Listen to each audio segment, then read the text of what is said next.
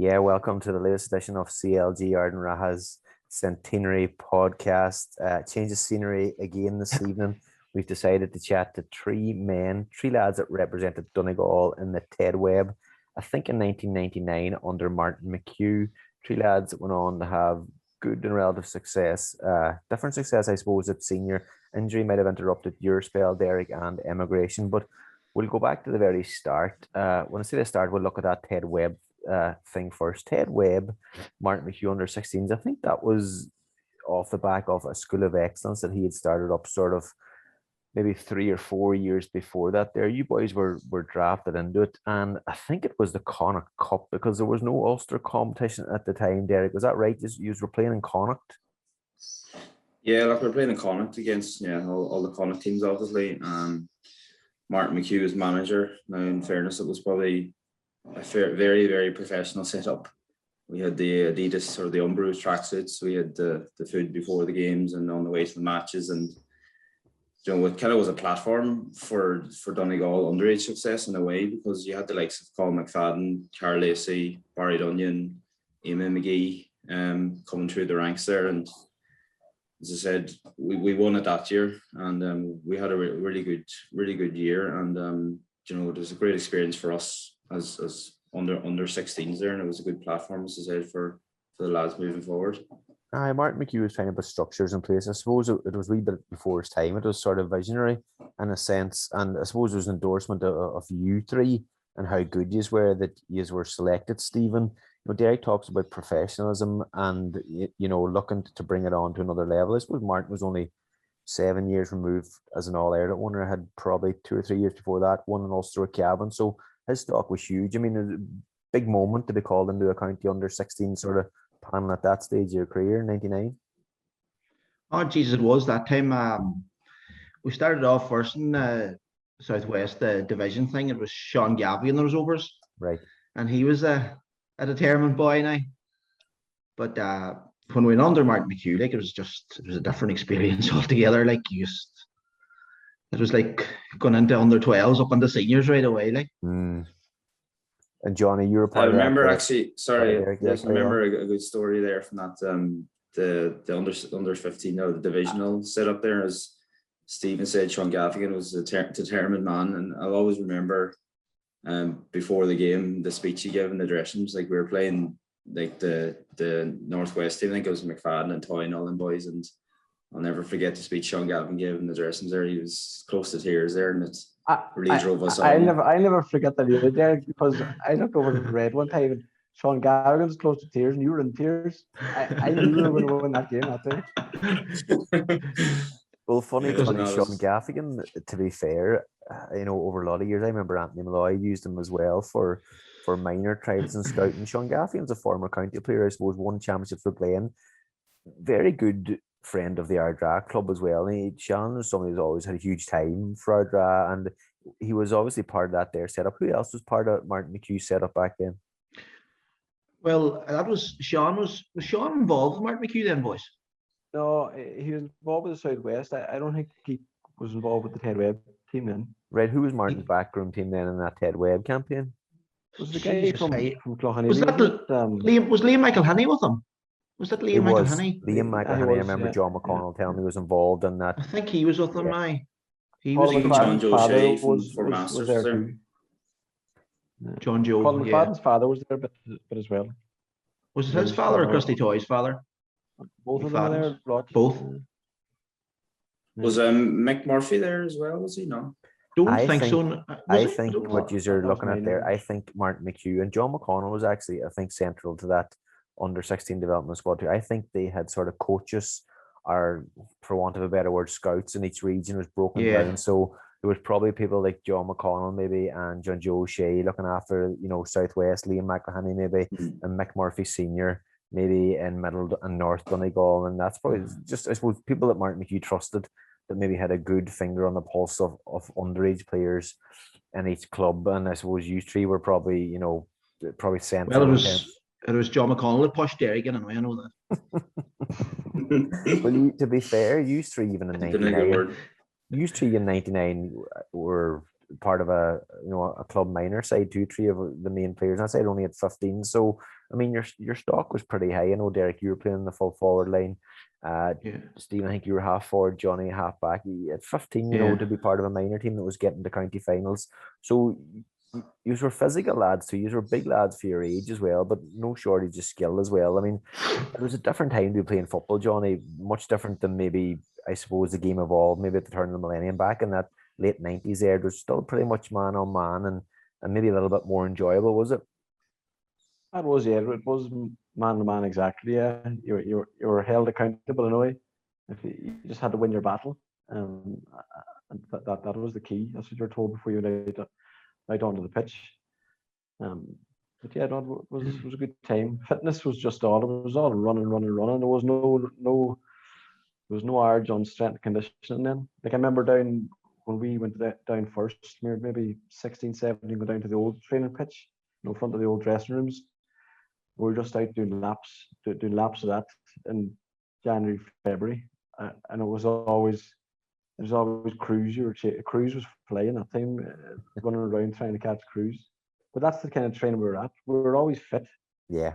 Always, and we were lucky then because we had a few naturally strong lads in the team, next to Red, Kenneth. Boys they got in our own age. Funny, you talk about something I was chatting to Anthony Malloy there recently about in terms of, fitness and stamina and building that. And you can build it to a certain degree, but some people are just natural athletes. And he was telling a great story about Martin shoveling it when Damien Diver had come on the scene, and Damien was looking to make a point, and Martin Shoveling was the man about town on those famous or infamous 12-minute runs that Anthony probably brought to the club from county level. But I think Damien's first night, Damien looked to make a name for himself and looked to lap Shoveling at the very end. But Shoveling still finished first. And Anthony was just saying that there's certain people, and funny, he name checked Marty Herron of all people, Anthony. It's just, stamina and training is one thing, but some people are just naturally fit and natural athletes. I mean, you three lads, I mean, Derek, what about yourself? How did you find training and fitness in terms? Did you find it come easy to you, or did you have to work at it? I probably had to work a bit. I think one thing I think we were lacking, and might have been part of the reason why we didn't kick on there to win some of them championships, was maybe strength and conditioning towards our going from 16s to the minors there. There was no real talk about it around the club, but I suppose it's something that I don't know was other clubs doing or not, but they seemed to just have that bit of a physical edge when we came to the end of the games and stuff. But I suppose going back to that, the minor team there, that we had a great run in that minor championship there. We had an epic, I think we maybe extra time against Glenfin up in Donegal town. And then unfortunately the cameras are on us at the day of the final against Guido, and we got a bit of a hockey, but hopefully that video is burnt somewhere in the TG locker room. We never see light of it again. But not to stray too far from the Ted Webb conversation, I think in the end up, Johnny, Connacht kind of probably got a bit browned off with Donegal, because I think Martin McHugh had led them to success there already, and then Hughes won it again. So I think he's were expelled in the end up from the Ted Webb, and that's, I think, was the genesis or the birth of the Buncrana Cup around the time of the Omagh bomb, and I think 1998, because I think that trophy might be named after a couple of the victims' cousins that were from the Buncrana area. So the Buncrana Cup spawned out of, I think, Donegal's success in the Ted Webb. So Connacht were glad to see the backies, and I think you might have been the last year involved with that, were you? I think so. Yeah, I think we were the last year. Yeah, I think we were. But that time going into the Ted Webb with under Martin McHugh, like that was a crazy good setup. Like it was completely professional for a bunch of 16-year-olds. And then when you had the likes of Toy and McFadden thrown in, sure, they were way ahead of it. Like they could, I think, didn't McFadden play minors that same year? Colin McFadden played minor at 15 for Donegal, and funny, it'd have been the Brenton captain in 99. Down beat them in an Ulster final after replaying. I think Down went on to win the All Ireland. So Colin was holding his own at minor, even at 15 that time, and so was, I think, a 16-year-old Christy Toy. But that was probably the start of St Michael's becoming a force at, I suppose, late underage and even eventually senior, because they were none of our radars, and I don't even think yours up until that point. They were probably intermediate or junior club. But they, like those lads were, for under 16s, they were quality footballers, but they were big, like Big they were men. big, strong men, like Mm. were far bigger than, you know, for defenders. You weren't Yeah. going to get a full back at that stage to handle a baller and the physique of McFadden, say, and Toy running at you. And there was no, obviously, centre of excellence was a long way off. There was no identified training facility. I suppose you boys were probably subjected to time spent in Drumbow, or was the training sessions moved about the place? Oh, I remember Drumbow with Mick Murphy, Jesus, right. Michael's father, running around Drumbow, and him, like, it'd make you feel that bad, you know, if you were slacking off, what he'd be saying to you to motivate you to keep going. Like, no one stop. And I think John McConnell, Derek said, young It was Michael tight pitch. from the periphery of that, hanging around, just helping out as a very, very young lad. Do you remember seeing a young Michael Murphy hanging off Mick's leg, or was it just too long ago to even notice that? Michael was definitely there kicking balls out from behind the goals. I distinctly remember that. I do remember the 200-meter or 400-meter runs we used to do. It was the training was intense now, to be honest. And I suppose, like Johnny, we talked earlier about Martin McHugh being overlooked, you know, to succeed Brian McAnuff. I think it was PG McGowan got the job instead of him, and then obviously what he did with Cavan. So he'd come back into Donegal, I think, with the intent of, you know, a root and branch examination of what was going on in the county. And I suppose he wanted to put his efforts and his ideas into underage setups. And you were probably introduced for the first time, probably things like tactics, probably even a bit of video analysis, I'm told as well. So, I mean, you know, food after games, nutrition, this was just like a crash course in what you boys probably should be doing or thinking about doing if you were going to progress on to senior inter-county football as well. But he came in to manage that under-16 team on the back of winning in Ulster with Cavan, Yeah. which was it was an amazing thing for a group of young lads to be involved in that. You know, Right. to see how well run, it was a well-oiled machine, like.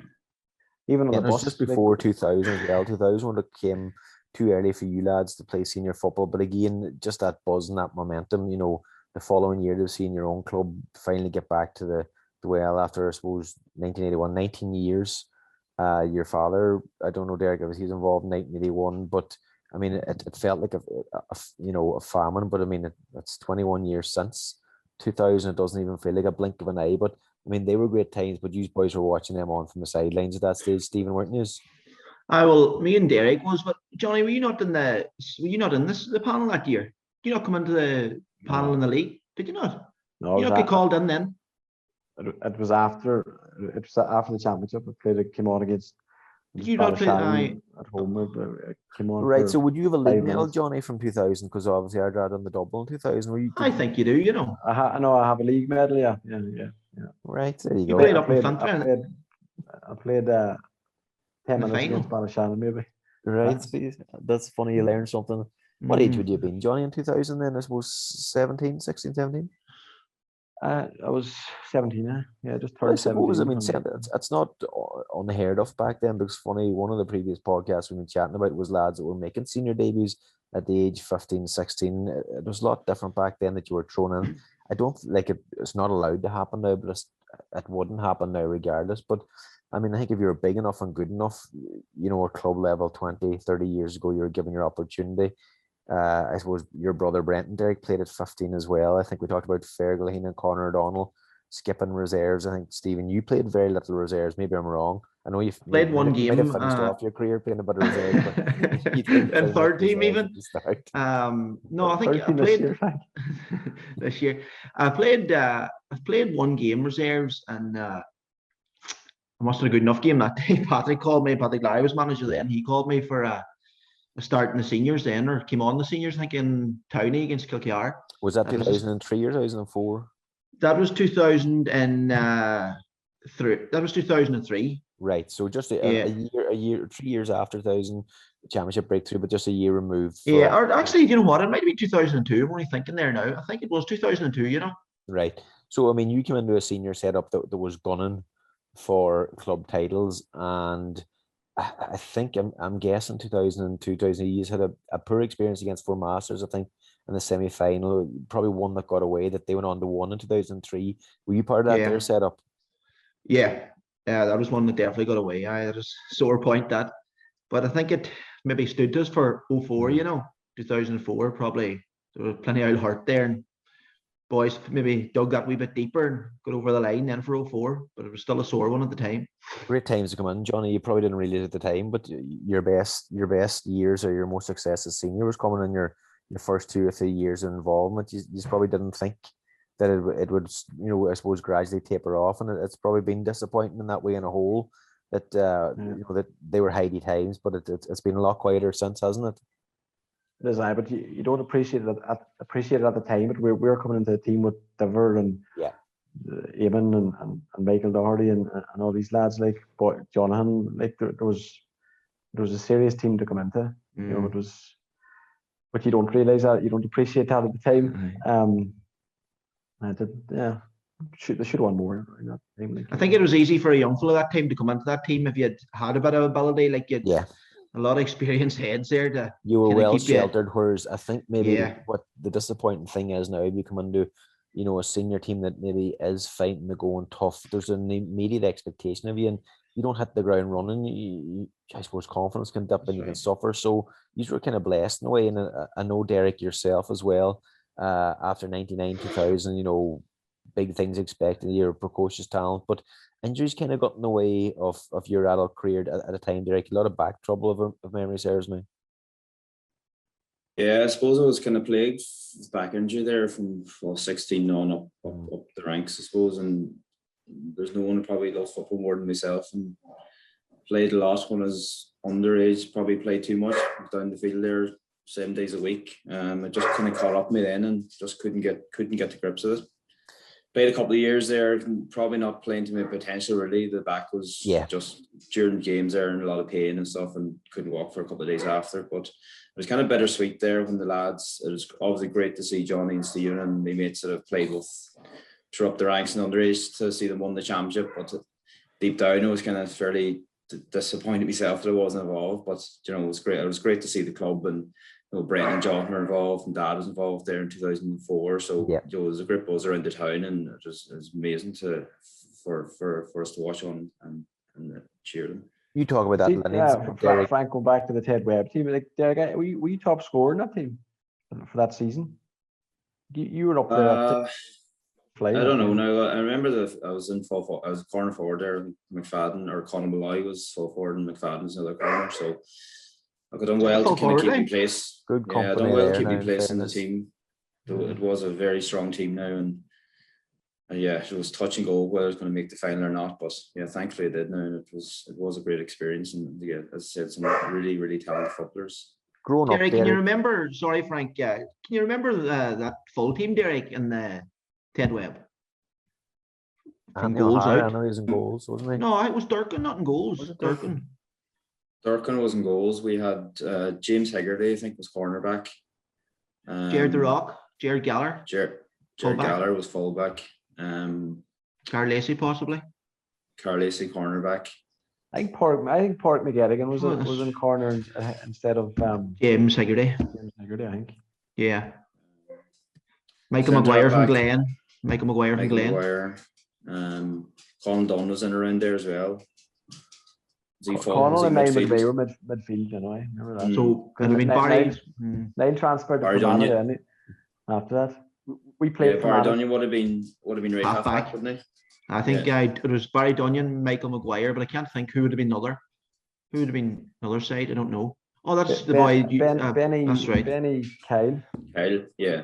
Where was he from? Convoy, I think, wasn't he? Convoy. I think then the half forward line. I think Lawrence McMullen was wing forward. Was he starting that team? He was. Maybe not. Benny Byrne was around. Benny Byrne was in around there as well. Toy was also wing forward, I think. And maybe Conlon was centre forward. And Toy was wing forward. I'm not sure who the other wing forward was. And then Conor Malloy was centre forward. I think Toy was, and who's on the other side? Did you say there? Lawrence McMullen, was it? Not sure. Never get it. Talented group, nonetheless. But Derek, we're just saying, like, growing up beside stone's throw from Kentucky and just the lineage you had in that house, you probably couldn't have messed with the football. I mean, you never left Kentucky back in the day as a youngster, did you not? No, definitely not. Like we used to be down there all the time there, even the likes of yourself and the Yallers and the Burns and the Whites. We used to be down there non-stop just playing football and out in the garden. And obviously Dad was involved with all the management up through the underage there. And you come back to the house after a match there, when you're playing the same team as Brenton, there'd be just a post-mortem there and just a bit of crack. And same then when John and Brenton are playing senior and we come back up after the games there, there'd be just a complete row would start in the house there. I think you were like Matthew White in the sense, Derek. You started appearing in team photos from about 4 years of age on with your headband on, so you're at it pretty early. Matthew had this great habit. He reckons his mother couldn't wait to get him out of the house. So anywhere Johnny D or Patsy Gilday went, Matthew was sent to. So Matthew was talking for under 12 teams when he was only 3 or 4, but we give him a bit of stick about that there already. But I suppose, Derek, you travelled to Australia, then got back involved in football. And anyone you chat to that's been away from home playing football, where it's America, the Middle East, Australia, would you hear about the crack? There's a wee bit of, I suppose, fun in the sense of maybe the fun that a lot of people maybe had 20 or 30 years ago. It's very much a social aspect to it too. And I'm just wondering, Stephen, you and Johnny would have a better aspect of this. Do you think a wee bit of that's been lost here at home, maybe in the last 20 years, that it has become so serious that there isn't that social element that maybe used to be with it? Yeah, it probably has, but then I suppose the thing has changed too. It's been taken so serious now. Yeah. It's hard to have that fun, Well, yeah. I still think it should be in it part, because it's still a good way to get morale and to get a good team bonding. Like, at the same time, Frank, that 2000 team, Johnny D had them all on a drink ban for the year. That's right. As far as I can recall. Those famous drink bans, they were there to be broken. Back then too. Broken in the most imaginative fashions at times as well. But no bother to Johnny D. Boys were rumbled left, right, and centre. But away from home, Derek, the J is a great centre point, I suppose, for people to meet, to make connections in terms of employment, and even just settle in the area quickly. And you seem to have got immersed in J there in Melbourne. Yeah, in Brisbane, sorry. Sorry. Yeah, look, I came out here in 2009. Football in Brisbane, there was a couple of Irish around there, but it wasn't numbers weren't great. But over the time, I suppose 2009 up to 2018, we had 2 teams and the numbers were great and it was great crack, and we put in a big effort. Like, we trained hard. Johnny was out for a bit of a time there, and Red was there as well. Like, it seemed like we're getting some really talented players coming through from different all across Ireland, so, and a lot of those players would walk on to any club senior team at home. And yeah, I suppose in the last while now, with COVID especially, we're really struggling this year with numbers. Obviously there's no one coming out from overseas because of the travel ban and stuff. So we have a match there tomorrow, and we probably only 9 or 10 there, so we're kind of struggling at the moment. But yeah, look, it's a great sense of community. Getting a bit older now, so it's harder on the body there, but it is great for people coming out. There's a great connection there for anyone coming out from home that want to get involved with GA. Even the likes of Johnny Rock came out there for a couple of years, had a great time, won a championship, and just it's great for the community, And how's them old injuries and that there that used to, is it just a case of management that the workload's never as heavy? They just kind of lie in corner forward now and wait for the kind of wee sneaky dart? Look, I suppose I've had my fair share of surgeries out here. I've managed them. I don't know. Look, it's the back. The back is, I got surgery in the back there a couple of years ago, but I've managed I can't stay away from it, to be honest. It's hard. You just get, when you have that bug there, it's hard just to step away. So I just kind of try and manage as best I can, and be involved in managing, so kind of playing and managing, and yeah, just trying to stay involved and keeping things going, It's just delighted to see both you and Johnny are paying tribute to a young Stephen McHugh there behind you. Stephen proudly holding up his Club Orange skills competition winner. I think second place that year was Colin McFadden, third place Christy Toy. So Stephen, that was a huge achievement for yourself. Tell us about that Club Orange Skills Award. I knew you were going to hit this, boys. Myself and McConnell had that well fixed that day. We had a kind of a setup now. We made Toy do the practice run, and he missed one of the frees at the end, so that was put down as his real shot. Right. No, it was not. No, Jesus, it was great. It was a great thing to win at the time. Big stuff. It was one of those things that those big stuff. But like the kick fad and the puck fad, you don't hear those Aye. things anymore. The Club Orange skills, you won that. You were big stuff at the time. Oh, like, big I mean, stuff, surely. yeah. Like there was no word of McFadden really then. No. But I know it was, but it was all basic enough kind of skills. So it was, you say, it was long distance kick with your left, long distance kick with your right, out and into cones, shooting. It was just one of those things that everything went my way that day, and everything went over, to be quite honest. But it was good to be ahead of the boys that was behind me now. When you look back now, and there's a few sharpshooters there behind me. You're selling yourself short there now, to be fair. I mean, Oh no. like That was a big achievement at the time. Like huge that's achievement, like, and even I mean, was Steve, you went on to massive, play for Donegal under Brian McGyver, appeared at Croke Park as well. I mean, there's boxes ticked there that nobody, a lot of people, most of us don't get to tick in a lifetime. So, I mean, at that stage, from there on, you kicked on, and on to represent Donegal, and you're pumping at that there time, like quality footballer, and you enjoyed your football. I think you enjoy. I know you were converted to I suppose a wing half back when football sort of transition and change, but as an out and out scoring forward, I mean, you used to rack up pretty impressive tallies. I would have started off right, going well in the forward line, but then it was kind of you go hot and cold, and then in fairness to the managers would say that it knows he better maybe coming onto the ball is going out one on the ball and kind of changed into the half back line. But I know Football had changed. I mean, I it know, was Derek, changing now. you had moved away, Derek, and it probably wasn't as a defensive, I suppose, product out there. But Steve, when sweepers were starting to drop back and things like that, and you had to kind of go searching and trying to live off scraps. I suppose if you're out in the half back and you're involved more in the play, and football had just Yeah. was beginning to change. Then wasn't it? That old formation of 3-3-2, 3-3 was a thing of the past.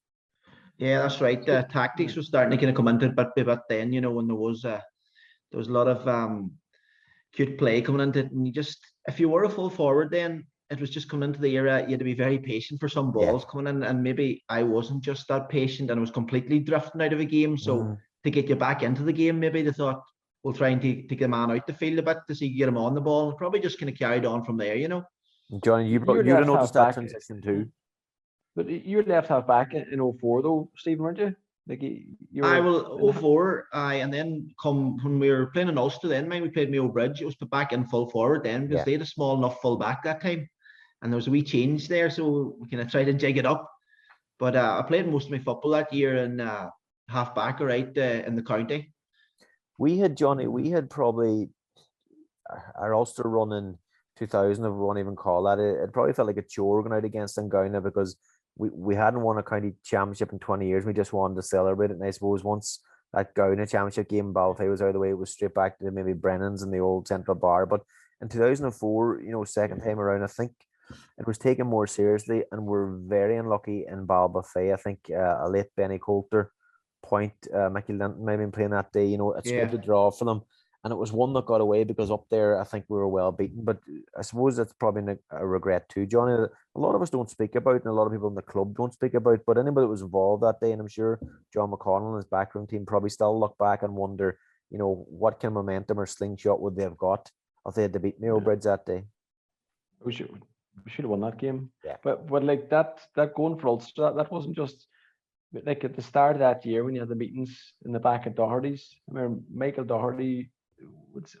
He said a couple of times that first meeting that you need to be aiming for getting out of your county and giving Ulster a run. He was adamant. It wasn't just something that we went out against Mayo Bridge to see how he went. Like it was taken serious. Yeah, that was a disappointment in Balfay that day because, and obviously going up there then it was a disaster altogether. But we were good enough to get over the line against Mayo Bridge, regardless of what happened the second day. And I think I think Mickey Linton, even at the right bold age that he was, but even likes of Benny Coulter, don't think all sides just traditionally at that stage weren't, they weren't ripping, up shreds, and the province, even those brilliant Union sides were struggling with door sides. So it was a long time. I think obviously Glenties maybe 2010 then sort of punched through that glass ceiling, and others have followed since doing well or even won it. But at that stage for sides that maybe it was such a hard championship to win, if you won it, it was to be celebrated. And I mean, I suppose a lot of sides were probably guilty of that. But as you say, Yeah. 2004, Ardra, I suppose, made an effort at targeting it, but it got away. It got away from us that there day in Balbafay, Stephen. Well, that's it, Di. But you know, if we had to get over maybe Mayo Bridge that day, we probably would have grew in confidence. You know, it was, and you wouldn't know where it would have ended up. Like I see, like you know, naming Glenties there, and like say Glen Swally, them teams has actually gone on the last few years and we'd over. Like get over the first round now in Ulster, you just could end up in a final before you would know it. Yeah. And there's very, very little in it, like, and Who it's won just that year? Mayo Bridge get to the final that year? I think they did, They did. They had a brave side that time. Mayo Bridge, I think Mayo Bridge actually went on to win it because we weren't really fancied even in Balbafay. We were more or less going to get a hockey in, like, but I know we did up in Mayo Bridge then, but it just came a wee bit out of our depth that day, you know. But even got up to Mayo, up to play in Uri that day. Like we were up the night before. Like we stayed over. It was. That's right, did we? We went up to win the match and it just flopped. Like yeah. It was a sickening day now. It was a tough day in supporters because well, it was a tough day in players too, but after Balbafay, the supporters just could have thought this team's, you know, they're not far away here, and then to go up there and get such a beating, it was just coming down the road, heads were down, like. But it still was a great experience to get that crack at them.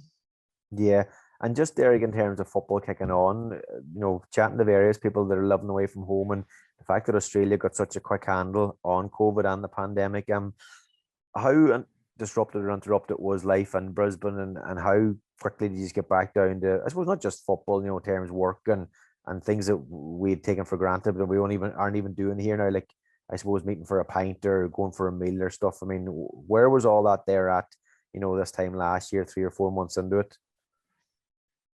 Those in Brisbane, we've been pretty lucky there with regards to COVID. We've had a few cases there where there was a time there, 6 week block there, that we had to work from home and stuff, and just the usual controls in place. But Sydney and Melbourne were hit really bad. I think it really started down Sydney with there was a ferry that came into the port, and the whole, whatever, 400 or 500 people were infected with COVID, and someone made a decision that they can go into the community, and that just spread it like wildfire. So once Sydney got that under control, they brought in the hotel quarantine, and then Melbourne got hit really bad. The story goes that the security guards were mingling a bit too much with the people in the hotel quarantine, and that ended up spreading it down in Melbourne. And Melbourne went through an awful time. They were on serious lockdown for a long time. But I think the reason they got ungrasped it was, suppose, closing the borders early, closing the international borders. Like there's rules here in Australia that if you don't follow them, you'll get fined, and that's it. So, you know, Brisbane there, we had a sniff of a case there a couple of weeks ago.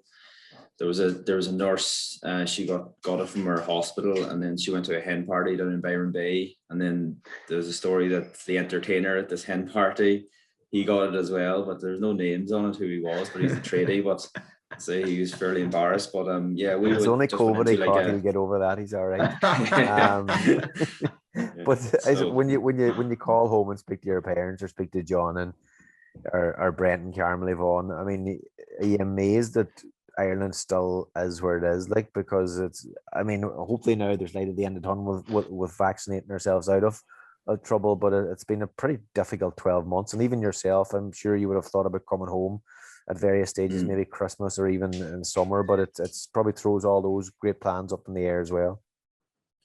Yeah, look, in hammering home, I'm still in shock and how, I don't know, like, I'm obviously not there, but like just looking on from afar, like, I think definitely should have introduced the hotel quarantine and just close the borders, like close the international borders, because a lot of the cases over in Australia are overseas travellers coming in, and they're quarantined in for the 14 days. But I suppose it's been tough, I suppose, on everyone at home, really, that it has got to that stage. You know, like we had to close our borders to like the likes of New South Wales, like, so it's we basically had to put up a hard physical border with the police monitoring it on a daily basis, and you just need an exemption to get in. So yeah, from that sense, it we have controlled it well. But yeah, look, to try and get home now, for me to fly home to Ireland, I'd have to get an exemption, which are really hard. I would probably eventually would get home, but it's getting back out, getting back into the country. So you're coming from a country that has COVID cases.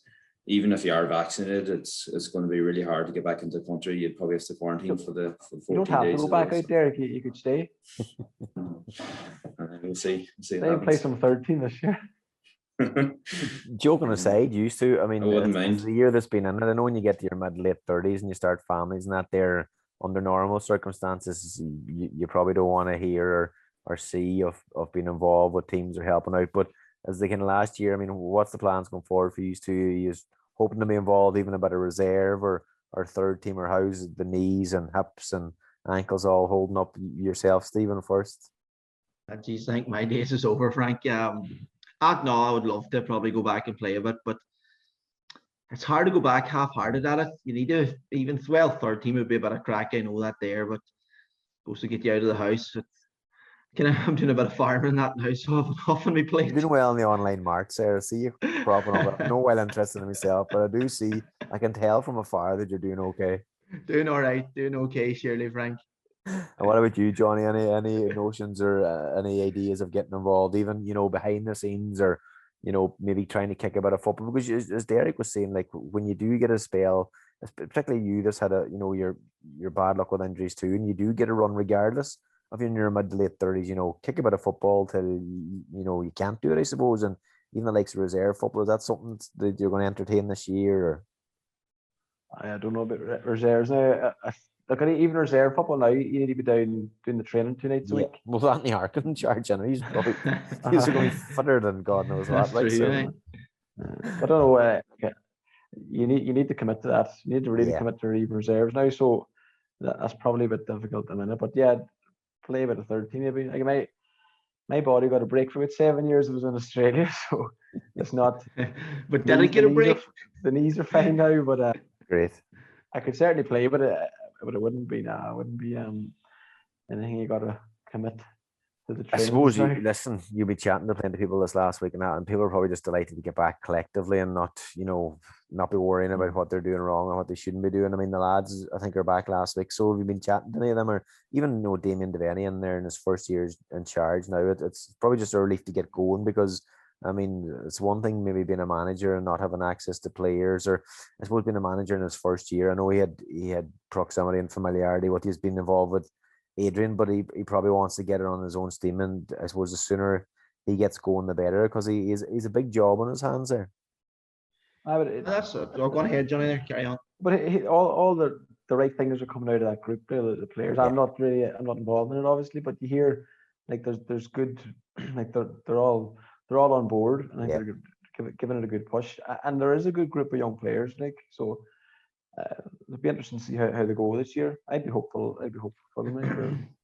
And are you excited? I mean, Stephen, about listen, Donegal are underway tomorrow night, and any time Donegal and Tyrone in a league game, it's on TV. You'd be tuning into it if you couldn't get to it, but just because just the sheer, I suppose, monotony of sitting about and watching empty Premier League stadiums and games and stuff. It's probably nice to be looking forward to Donegal and wondering what they're going to offer this year, and I'm sure you'll be tuning into that there and seeing.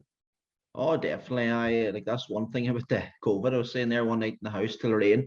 That's one thing you missed these Sunday nights is the Sunday game and that, for an old catch up of what's going on. But definitely it'll be great to get something, a wee bit of reality back, like when the Donegal kick off tomorrow evening again. It'll be definitely be tuned in to do a bit of viewing now. Can you manage how's that work with your time scale, Derek? I mean, in terms of the time difference and all that there, do you make effort to put time aside, or?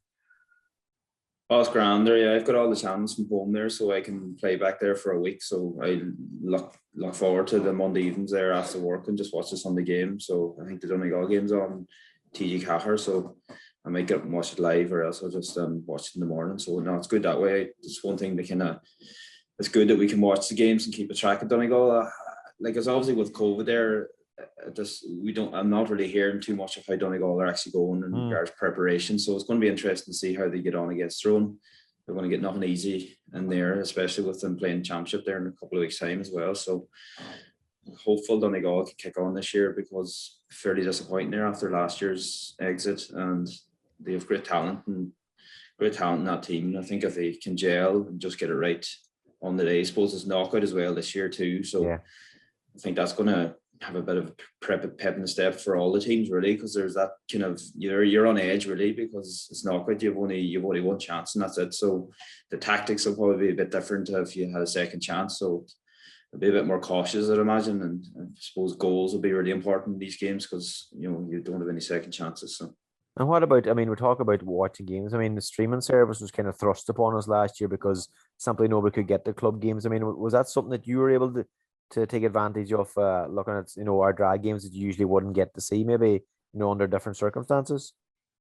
Oh, definitely. Yeah. I've watched a few games, all right. I don't know if I should say it there, but I've got a box there that has all the channels. So it's, box. it's pretty good there. You're the county board, €15. Actually, I did pay the county board €15 for one of the matches before, and the stream wouldn't work, so actually they owe me €15. So. Those problems were well highlighted, and we're assured that they're sorted for the new season. So I don't think you and your dodgy box streams are going to be at the top of their priorities. But listen, again, just looking forward to, I suppose, a new season and what it can bring. It's in terms of supporters not getting out the games, we're probably all hoping at some stage, in the next while that will get a gradual ease back. It's difficult, like it's probably hard to fathom and accept that that we can't get to these games, or most of us can't. It's kind of disappointing in that way that that there's going to be stuff happening, Johnny, but unless you're part of a team or a backroom team, you're not actually going to get in to see this stuff. No, but even just to be able to watch it. I mean, it's good to just to have it back on. Yeah. Just the conversation it creates, and the discussion points. Listening to Joe Brawley. No, but it's definitely good to have it back. I don't know. Come championship, when's the first championship round? June. There hardly be June. Actually, it's unlikely to be supporters back. So what is it? Is it league based now for the first three league games? I think back to back in a row, and then I think you might have a week's break. Then I think you're probably straight into a preliminary round then for Donegal.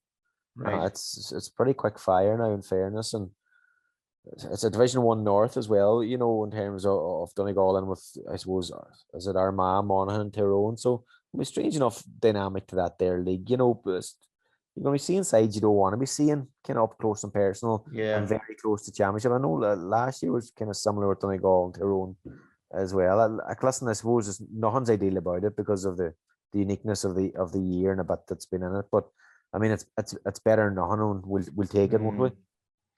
I would say at this stage, you'd imagine the teams are going to have to go hard at these league games now. So it's a very short prep for the championship. Well, if we believe all that we're told, and they're only back training a month, it's very hard to probably, get up to that. Even, if people were maybe cutting corners and maybe trying to get a bit done extra, you're still relying on a lot of luck and fortune that players don't pick up knocks and injuries, because even if you're unfortunate enough to pick up just a hamstring injury, 2 weeks could, at detriment of 2 or 3 players, it could cost you. Like that probably cost Donegal with defenders last year, like for like defenders, they probably had to put square pegs and round holes in it. They were found out against Cavan, which was ultra disappointing. But I think now they've 2 or 3 new boys back there. That Gillespie lad's back, and at Doran Ferry. So it's a bit of cover again, because you will need a lot of strength and depth in your panel there, as Johnny says. Get an injury or yourself, Frank, get an injury or two, and you'll find yourself very short all of a sudden. So it will be all down to a big selection of players, and you could just be called upon anytime. Under new management is going to be a different animal again. Oh, without a doubt. Without they get a bounce that there, and listen, there's quality. And I suppose even we're just reverting back and looking at our own house and getting that in order in our draw. I mean, in terms of what Damien's going to be working with, you boys would probably know better. Like, is it going to be a young panel?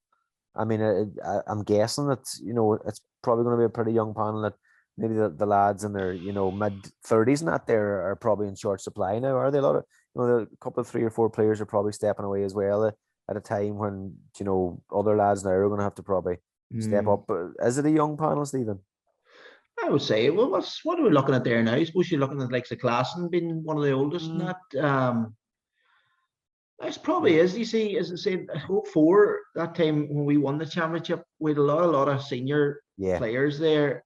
And it was the same myself and Johnny and Kenneth and them younger boys that came in. Like, you were made feel welcome, like a shot, you know, and you could feel that you looked up to them boys. And it's just a pity at the minute that there's not enough older boys there to maybe take them young boys forward, bring them on a bit, you know.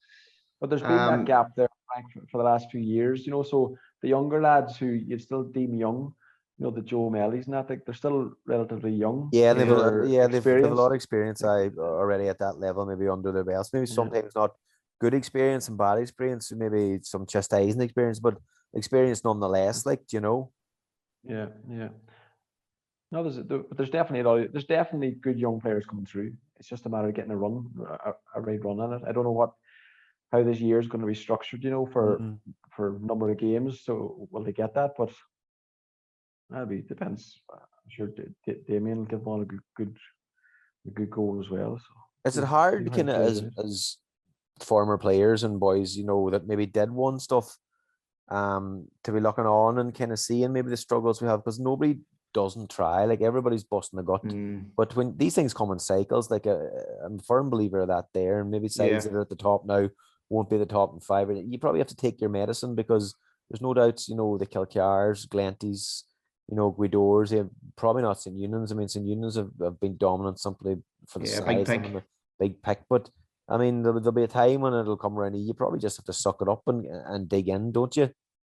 Well, in 04, we played Glentys on I don't know what round it was, but we played Glentys up in Kilcar, I think it was. Stephen, no, Wednesday evening, I do remember that. Yeah. I mind we played Four Masters. Did we play Four Masters in Kilcar? Didn't mind playing Glentys in Kilcar. That wasn't that year. I think.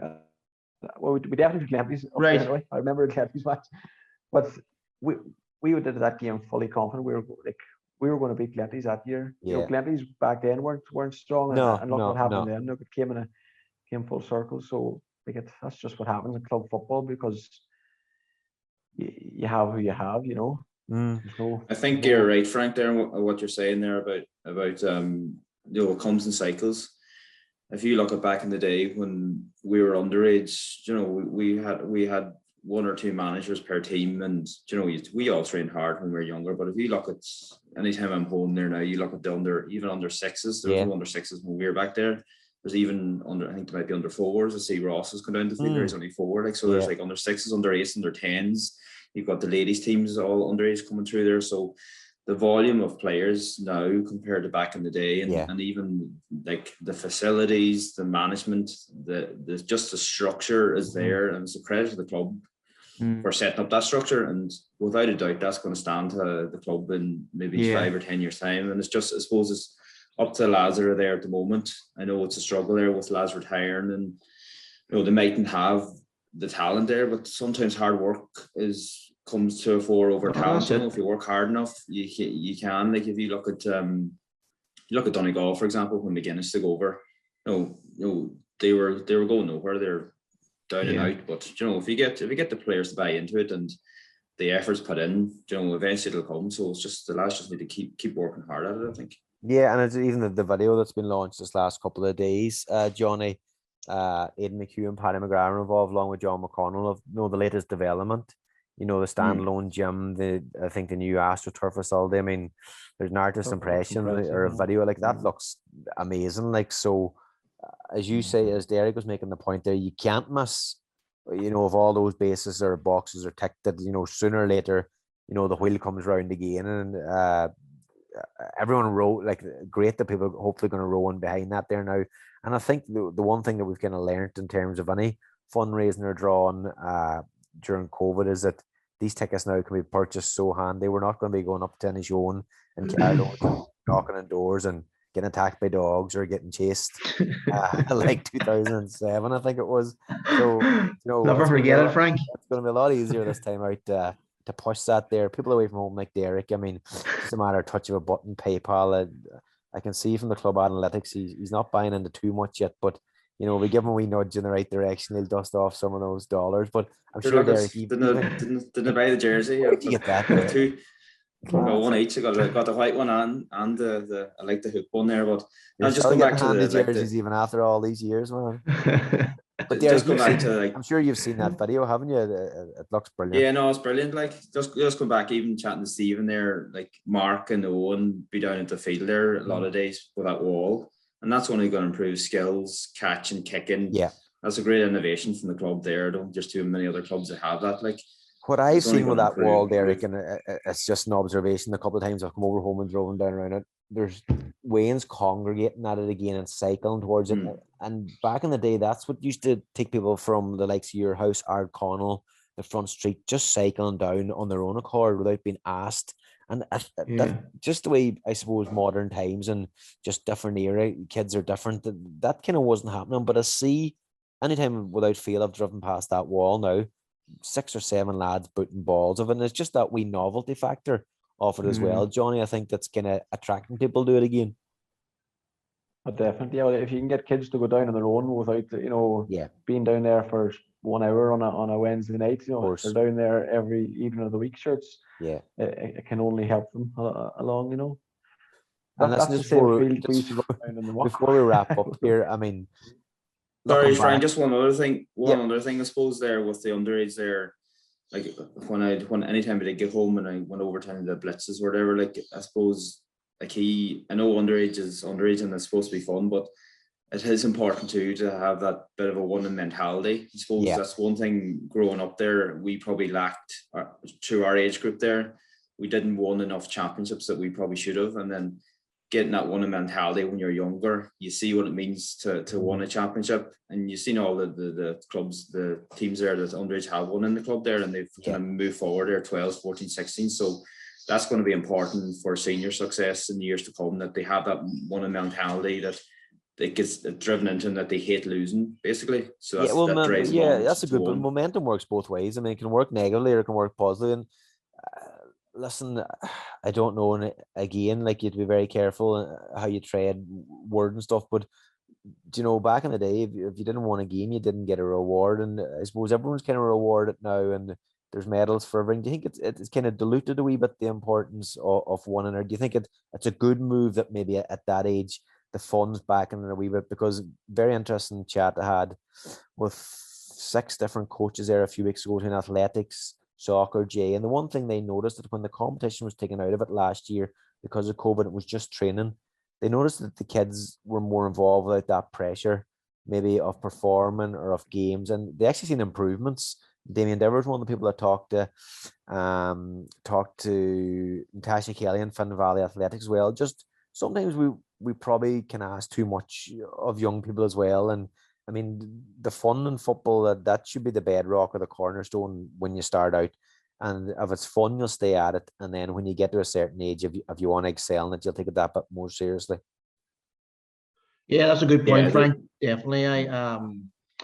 Definitely is a good point. Like, for young fellas, like, it is there to be enjoyed. Like, I know Derek's saying you have to get this thing into your head to hate losing, which is a good point. Like, if you hate losing, you will always work that wee bit harder to win. Like, there's definitely a fine line there. You boys aren't that old, like, but it's still, you're probably still safe enough to say you're from an era where you were probably different 9 and 10-year-olds than you have now. And again, it's about adapting and evolving, and I think as adults you have to evolve and adapt to the young people you're dealing with today. You know, you can't maybe be as hard on them as some people might have been on us, and that's not a criticism. That's just life, and that's just things have changed. Things change. That's true. The man management skills, I suppose you need a bit more man management skills. I've seen it out here as well, even with work. Like, you just got to be conscious of how people are perceived or how people are feeling, you know, so that is important. There's definitely a fine line there of enjoyment versus the winning mentality. I suppose it's just trying to get that balance. The coaches probably need to Yeah, and I But think even if, going back, you're Frank, to winning, you're the going to be enjoying it. So it probably just takes one breakthrough. And I know, like as you talk about underage and the club there, Johnny, and if we could even make a breakthrough again at under 16 or minor, I mean, it'll be massive. There were probably medals that were taken for granted 20 and 30 years ago. They were coming in waves, but if we could make a dent again in a big A competition, I think it could open the floodgates easily again, couldn't it? That's what you would hope would happen. Yeah. Well, you need to keep the fun at those very young age groups to keep everyone involved. Yeah. And if you have the numbers there, then you might make a breakthrough. Yeah. At under 16 level or a minor level, and if you do that, you'll keep those players who maybe are borderline going to drop off. It's a skill. I mean, like, listen, you can be passionate and you can be loud, but you can be infectious. And it's funny, I've leaning over the fence there last year, the year before, and watching Damien Diver in action, and he had a perfect way of marrying all that together without, maybe upsetting young people and that there. And he's keeping Brenton Ban under control too. Brenton Ban's and helping him out. So that's a skill in itself as well. Jesus, that wouldn't be easy some days. But joking aside, it's about having the personality to, I suppose, deal with everybody individually and treat them the way they needed to be treated, because everybody responds differently to encouragement, and whatever kind of, I suppose encouragement you might need, it might be the encouragement for the next person. So it's complicated. Well, Johnny, I suppose, Johnny, the burning question that all the viewers want an answer for is, where does your colours lie with your young ones coming up? The blue and white or the green and gold? It's definitely going to be the blue and white, I would say, Derek, at the stage where their big lenties are for masters. Never mind. You Where bad when Johnny, you're getting you coming back a mile up the road here from a book that moved half the world away. Exactly. Imagine that question come from him. I think Johnny's thinking only temporary, Derek. Sod's law. If you go by the way it's gone, I know in the last 10, 15 years, Johnny will probably have a boy or two that will go on to play county and be brilliant, and we'll be saying, that boy's father there was from Ardra. Boy's father's from Ardra. There were John McConnell not sleep well, boys. County minors about 7 or 8 years ago in a panel, and I think 6 of their dads were from Ardra. It was ridiculous. So you're kind of wondering what if, but apparently that works in circles too. But I don't see many other kids pointing in over the fence at Ardra sides saying his dad's from Killybegs or his dad's from Glenties. Didn't we get Michael Murphy from Mayo? So well, yeah, that worked out actually brilliantly. But listen, joking aside, fingers crossed that things do pick up, and fingers crossed that we all see each other pretty soon back in Ardra. And I know it's a centenary celebrations the year again. That's why we're doing this podcast. So listen, if things pick up and continue to pick up, hopefully we'll be able to mark this year the way it should be marked, together in a crowd. And funny, I was looking at Archipelagos Pub, and the last paragraph in it there today was that this was 2003, that in 21st of October 2021 will be 100 years old. So it was already looking forward to the occasion. And I know if we get the opportunity to do it, Derek, we'll do it right. And I'm sure that's one that you'll probably pencil in for coming home for. 100%. Like I was planning to come home there in August for the celebrations there. But yeah, look, I suppose with the times we're in at the moment, it's hard, but definitely will be a good old night's crack there once we all get together and we can have the fun and have the chat there about the times gone by. Yeah, listen, lads, that's brilliant. We're going to have to leave it there. Clock's going to beat us, but great chatting to you and great seeing you, even if it is remotely and over the screen. And fair play to Johnny and Derek there for the wee tribute to Stephen Redis. Like looking at him, her, Stephen, I would say, is it? Still got the same head of hair and still have her here, boys. Look at there she is there. Have her here. I know with COVID and the hairdressers closed, I thought the big red afro would be back. That's not too bad now. Hey, sister's a hairdresser. Hard debate. Here, boys. Speaking about, sorry, Frank, just there quickly before you go. Speaking about hair, there's time Johnny was out in Australia there. We had a few drinks, let's say, on a Saturday night, and we were going for a bit of a cure there on the Sunday morning. And Johnny gave me the go ahead to give his hair a bit of a cut there, but unannounced to him, he thought it was a number 3. But I kind of take the number 3 off and give him a one all over. And let's just say he hadn't got the tan at that time, and he didn't look he had to wear a hat for the next month or 2. Well, your own brother-in-law, Paddy Goddard, did something very similar to me many moons ago before we headed away on our first sun holiday. He went to trim my side locks and he had the blade off as well. And given the way Paul O'Rourke used to have the angle up like that there, on a Paul O'Rourke on me. So listen, I might edit that out. I don't want to Paul O'Rourke suing the Ardra GA club, but give me a Paul O'Rourke. We'll leave it at that, man. All right. All right, lads. Frank, Take care. you'll Cheers, play eh? third team yourself this year, will you? Nah, dodgy knees, say. Depends if Yes. McCool's have one. I don't McCool's? know. We'll see. Be easier to get on the McCool's one, maybe. We'll meet soon, lads. All right, man. All right, cheers, lads. Cheers, folks. Bye-bye. Cheers. Take care, boys.